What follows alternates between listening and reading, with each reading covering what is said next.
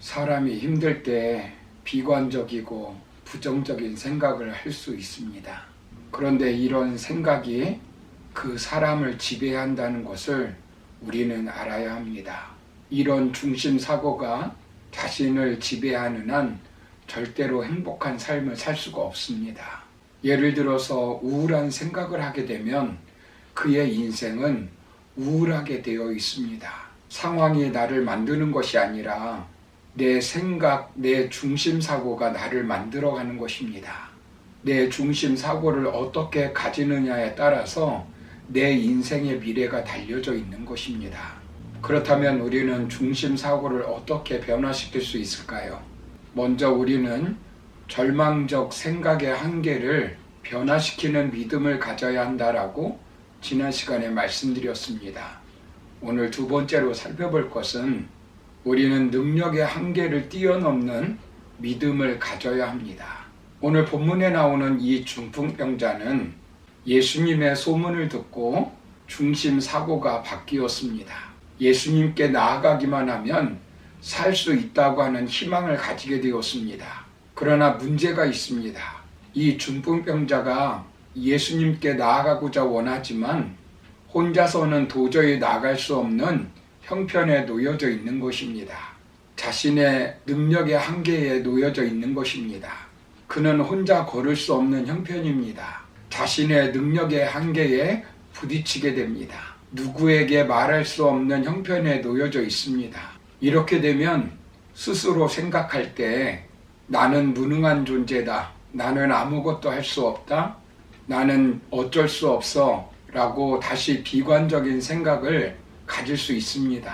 과거의 잘못된 중심사고로 다시 돌아가는 것입니다.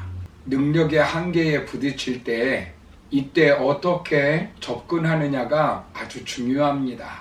내가 하지 못한다고 그것으로 다 끝나는 것이 아닙니다. 내가 사랑하는 하나님께서는 내가 주님을 향한 간절한 마음을 가지고 있다면 나를 도와 일할 사람을 하나님께서는 준비시켜 놓고 있습니다.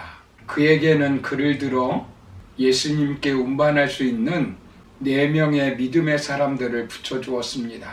본문 5절을 보시면 이들도 예수님의 소문을 듣고 저 친구가 예수님께 나아가기만 하면 고침을 받을 수 있겠다는 믿음을 가진 사람들입니다. 자신을 보고 거추장스럽게 생각하는 사람들이 아닙니다. 자신의 약점을 보고 조롱하는 사람들이 아닙니다. 오히려 약점을 보완해주는 사람들입니다.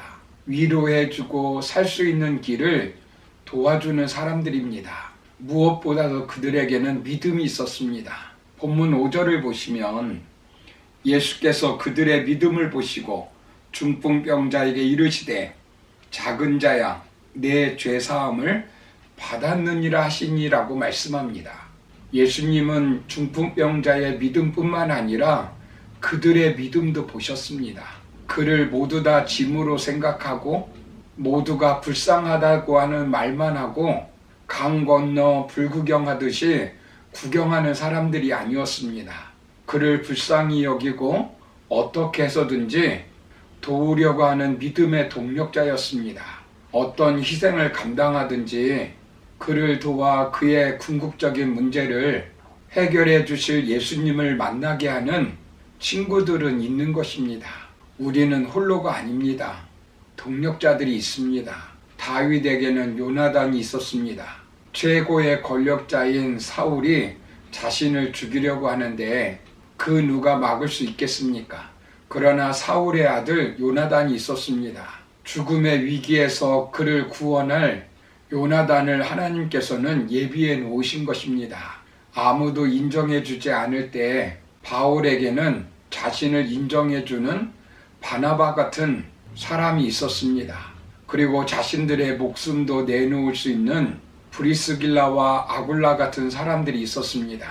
엘리야는 자신 홀로 신앙생활하는 것 같았지만 하나님은 바알에게 무릎 꿇지 않는 7,000명이 있다고 했습니다. 모세는 하나님께서 이스라엘을 구원시킬 자로 세웠을 때 5번이나 거절하였습니다. 그러나 하나님은 아론을 준비시켜 놓았습니다. 내가 못해도 하나님이 일하시지 않는 것이 아닙니다. 나는 못해도 하나님께서는 내 문제를 해결해 줄 하나님의 사람을 곳곳에 준비시켜 놓고 있습니다. 하나님께서는 하나님의 사람들을 보내어 내 문제를 풀어주십니다. 인생은 부족해서 망하는 것이 아닙니다. 가난해서 망하는 것이 아닙니다. 성격이 잘못되었다고 망하는 것이 아닙니다.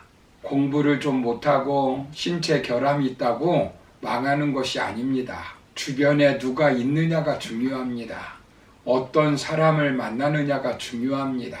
미국에서 경제학 박사 학위를 받고 돌아와 대학 강단에 선 방글라데시의 젊은 교수인 유누스는 수많은 사람들이 굶어 죽는 것을 보고 매우 안타까워했다고 합니다.